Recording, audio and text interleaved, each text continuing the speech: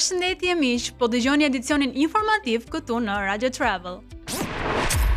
Një dritë shprehëse për të moshuarit online. Një 17 vjeçare nga Teksasi ka shpikur një aplikacion i quajtur Shield Seniors, që mbron të moshuarit nga mashtrimet online. Ideja për të krijuar këtë aplikacion i erdhi nga gjyshi i saj, 85 vjeç, i cili përpaksa nuk humbi $2000 nga një mashtrim me email. Aplikacioni bën 4 gjëra shumë të thjeshta. Lexon mesazhet e dyshimta, ka një chatbot miqësor që të shpjegon gjithçka pa fjalë të komplikuara, të mëson si të dallosh mashtrimet online dhe nëse gjërat bëhen serioze, të lidh direkt me institucione si FBI apo AARP. Aktualisht aplikacioni është ende në një version provë, por plani është i madh ta çojë në të gjithë botën. Kur predatorët mendojnë për ne, orkat që sjellin dhurata. Studiuesit kanadez kanë zbuluar se orkat e egra, po balenat brasëse, super predatorët e oqeanit, po dhurojnë dhurata njerëzve. Dhe patjetër që jo çokolata apo lule, por peshq, gjallësa deti apo edhe alga. Këto raste janë vëzhguar për më shumë se 20 vite në 4 oqeanet të botës, nga Kanadaja e Kalifornia, te Zelanda e Re, Norvegjia dhe deri te Patagonia e largët. Orkat nuk ja hedhin dhuratën dhe ikin. Ato ndalen të shikojnë drejtë në sy për disa sekonda, sikur të thonë, "Shiko, kjo është për ty." Shkencëtarët thonë se këtu nuk ka diçka të çuditshme. Është inteligjencë sociale, është ndarje, një lloj rituali që orkat e bëjnë edhe mes tyre. Ekspertët këshillojnë ta shijojnë momentin nga larg, pa ndërhyrë për sigurinë tonë dhe të tyre. Yjet e rinj të Big Cat Country lindin Domovoj dhe Vasilisa. Kopshti zoologjik i St. Louis ka fest dhe jo çfarëdo feste, sepse kanë ardhur në jetë 2 yje të rinj, 2 kylysh të vegjël super të rrallë të tigrit Amur. Por pse kjo është një ngjarje kaq e madhe? Sepse në natyrë ka mbetur më pak se 120 tigra Amur.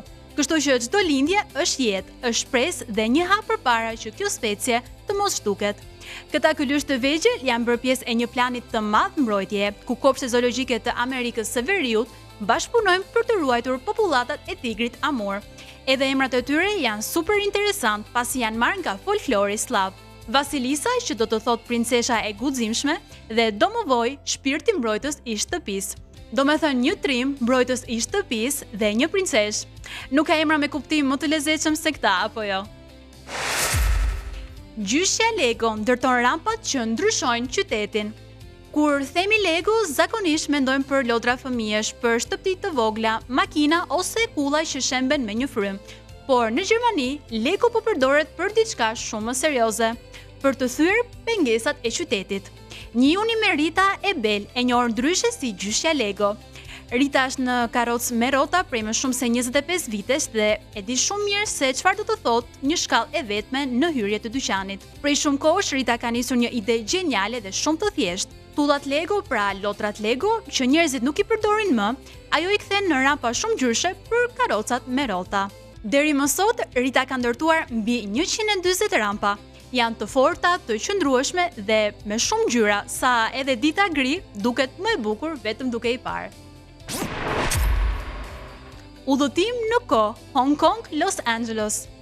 Ky vit nuk ka nisur një lloj për të gjithë. Disa hipën në avion në vitin 2026 dhe zbritën në 2025. Jo, nuk është film, as një kthim pas në kohë, është thjesht një fluturim me avion. Kjo ndodhi pasagjerëve të fluturimit në Hong Kong për në Los Angeles. Ata festuan vitin e ri në Hong Kong, hipën në avion pas mesnate më 1 janar 2026 dhe për rreth 12 orë fluturim u ulën në Los Angeles më 31 dhjetor 2025 rreth orës 9 të darkës. Pra kishin ende kohë të pinin një gotë dhe të thoshin gëzuar vitin e ri për herë të dytë. Sekreti quhet vija ndërkombëtare e datës, një vijë imagjinare në oqeanin paqësor, që kur e kalon drejt lindjes, data kthehet një ditë mbrapa. Hong Kongu është rreth 16 orë para Los Angelesit dhe ja ku ndodh magjia. Pra nuk po udhëtoni në kohë, thjesht po udhëtoni në zona të ndryshme kohore.